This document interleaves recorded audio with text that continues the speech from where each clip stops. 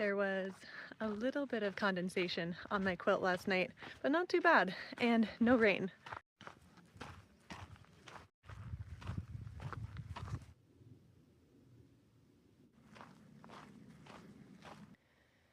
These plants with the broader leaves make a different tall stringy thing than I've been seeing. And I really would like to see one alive. I've only seen the dead ones. Here's one that's almost ready to bloom. I really want to see what these guys look like before they are dead.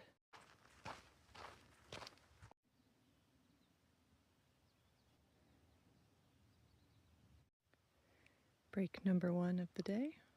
This is how I packed the rest of my pie last night. This is a very small annoyance. I opened my almonds, but the zip thing stayed on one side, and so now it's broken and I can't close it. And I don't have a spare Ziploc, and it's full of lots of oils. So I have to figure out a solution.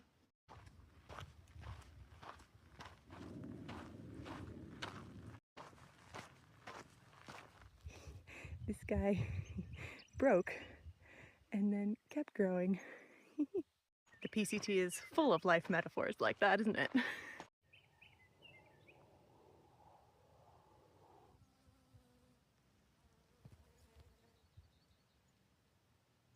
Ooh, this is the most in bloom I've seen it.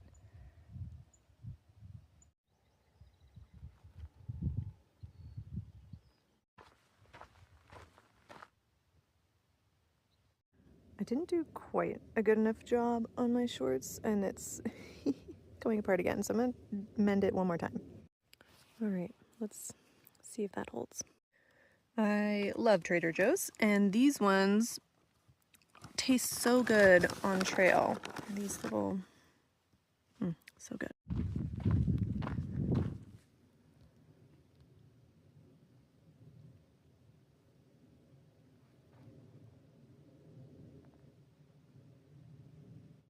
This section that I'm on from Julian to Idlewild is a tough section. It's about 100 miles between resupplies, and it starts getting much longer water carries. I think the longest I had to carry water before this was about 10 miles, which was like a day and a half for me. But now I'm in the middle of a 14-mile water carry, and I think they're going to get even longer. I started at 7 and 8 mile days, and I've worked up to 12-mile days, and I may need to even go a little bit further than that because I don't want to carry 2 days of water. But 100 miles is still too much for me to do in one go, so I've split it up. This section, maybe 32 miles to Warner Springs, I sent a box there, and then maybe another 43 miles to Paradise Valley Cafe, I sent a box there. And then only 27 miles. So at least my food carries aren't going to be too crazy for me. And my body is feeling really good. I've been careful with my brakes and going slow, and I think it's paid off. My back feels amazing, my legs are adapting, and I have not re-injured myself.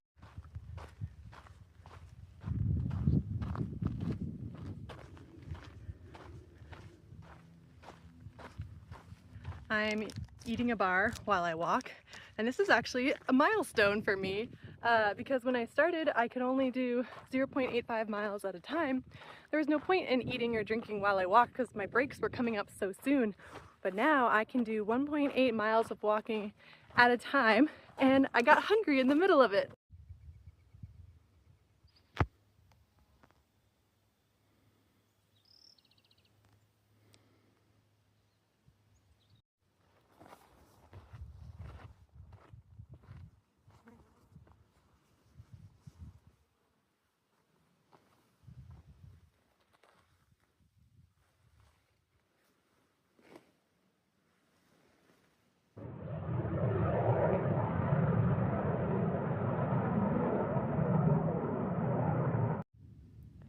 It's break number 3, and I found some shade, and I'm working on pie number 2. This one's apple, and the one last night was, I think, bumbleberry. It was really good. So my next water source is in 6 miles, and I wasn't really worried about it because it's a cache maintained by trail angels, plus there's a cistern with plenty of water if that runs out. But the latest word is that the cache is down to only maybe 2 gallons and could be empty by the time I get there, and the cistern is full of dead rats. And so if I can't get water there, then my next water source is in 15 miles, so an extra 9 miles, which would turn my 15-mile water carry into a 24-mile water carry. And I didn't start with quite enough water for that.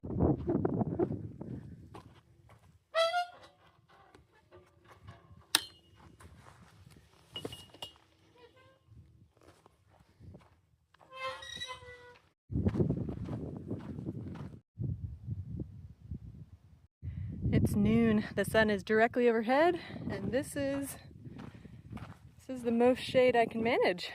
When this happens, I use my sleeping pad to supplement.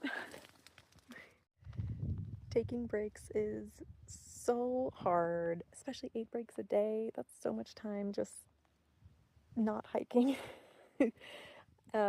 And usually I have a lot that I can do, like I'm eating food, I'm filtering water, I'm preparing my lunch and dinner, I'm brushing my teeth, drying out my gear, working on video projects, tons of things. But right now I'm not, and I still have, only 4 minutes. That's not too bad. I have to set a timer because otherwise I will walk too soon. I've been in these hills all day, probably tomorrow too. They're called the San Felipe Hills.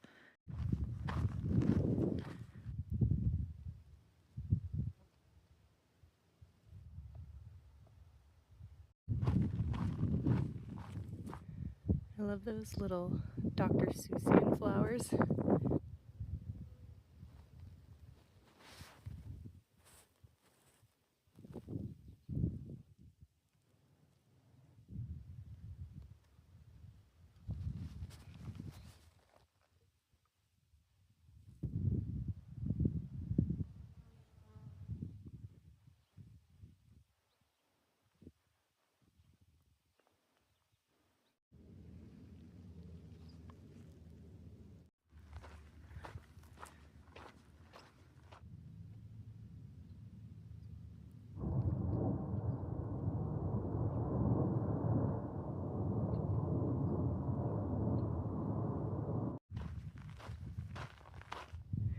Here's another old tent site.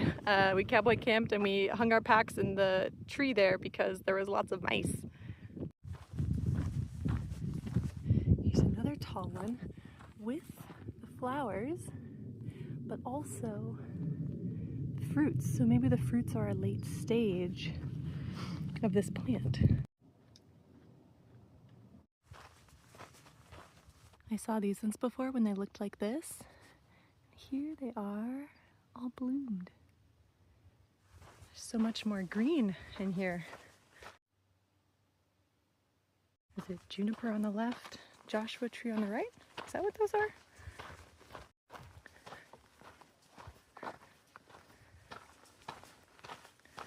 Trail magic.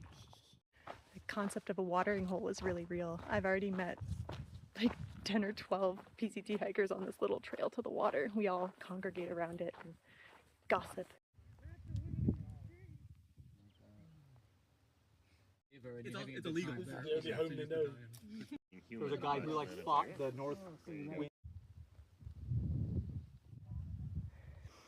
The water cache is down there in that little valley. So much water. I have a lot of gratitude for the trail angels who maintain that cache. This is a long stretch without water. It'd be really hard without that cache.